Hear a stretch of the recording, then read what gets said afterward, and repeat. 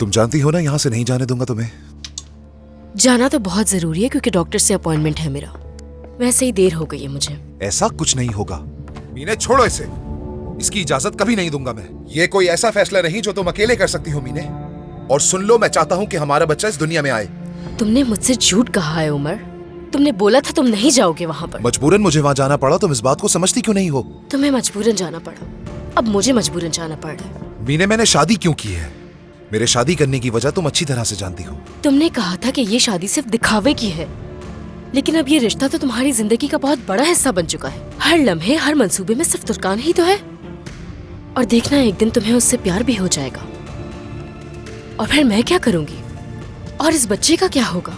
मीने, पागल मत बनो। मैं हमेशा साथ हूँ तुम दोनों के। उमर, मुझे अब तुम्हारे किसी भी वादे पे भरोसा नहीं रहा। और हाँ, तुमने 7 महीने इंतजार करने को कहा था, और उस वक्त हालात भी कुछ और थे। कम से कम तुम मेरे साथ तो होते थे। अब तो देखने को भी तरसती हूँ सारा वक्त उस तुर्कान के साथ जो होते हो।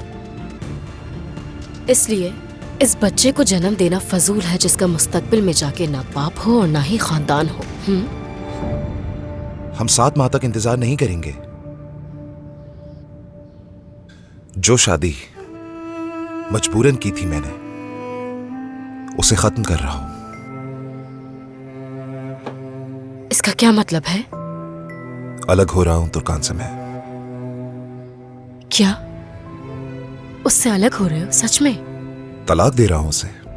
आज पता करा रहा हूं मैं उसे कि हम तलाक ले रहे हैं, और वो मान गई।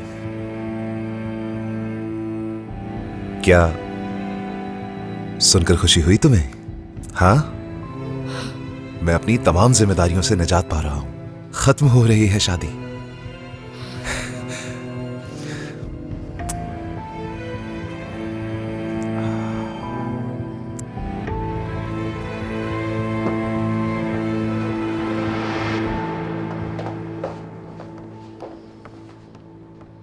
क्या नया सोफा मंगवाया रोशन साहिबा?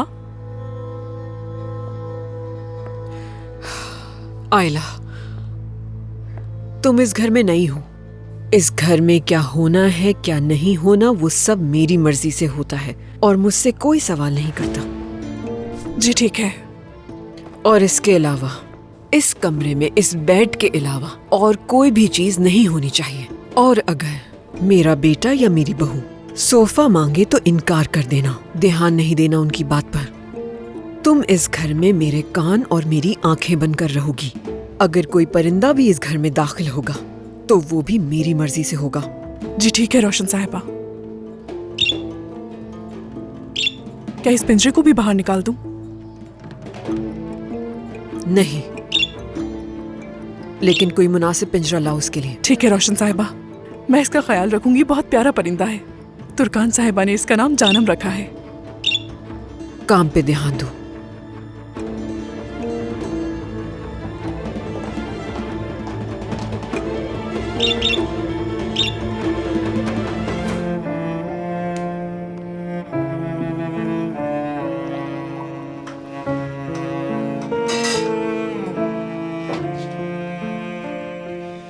बहुत शुक्रिया तुम्हारा। अभी ये कॉफी पीते हैं, फिर मैं खाने के लिए कुछ बना लूंगी। मेरे ख्याल से अब तुम्हें कॉफी नहीं पीनी चाहिए मीने। सही कह रहे हो, ख्याल करूंगी अब। मीने, ये सब सुनकर तुम्हें खुशी क्यों नहीं हो रही, ये समझ नहीं आ रहा मुझे। यानी मैं बता रहा हूं कि सब कुछ खत्म हो गया, आजाद हो रहा हूं, फिर भी क्यों खुश नहीं हो?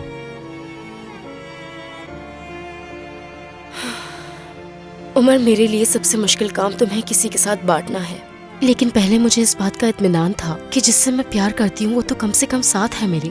मैं अपने मुस्तकबिल और अपने ख्वाबों के लिए नापसंदीदा चीजें भी बर्दाश्त कर रही थी। अब मैं सिर्फ ये सोच रही हूँ कि तुमने तुर्कान को तलाक दी तो तुम्हारी माँ तुम्हारे खिलाफ हो जाएगी।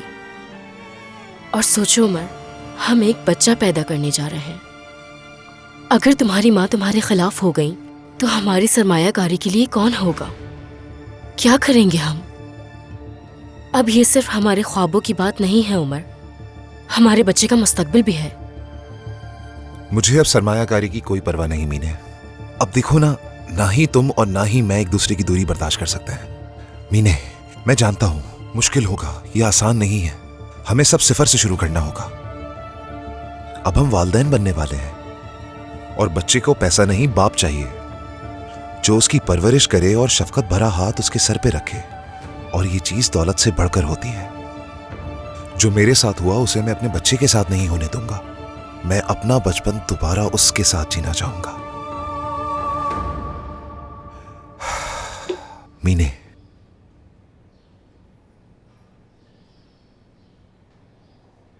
मैंने अपनी फैमिली होने के बावजूद भी हमेशा तन्हाई महसूस की है।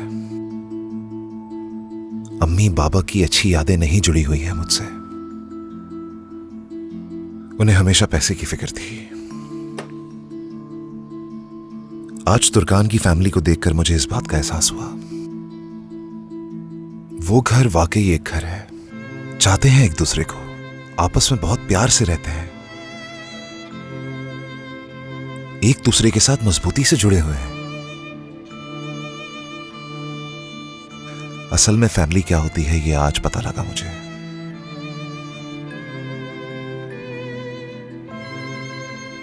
जब मैं वहां गया तो बहुत खुश थे वो लोग।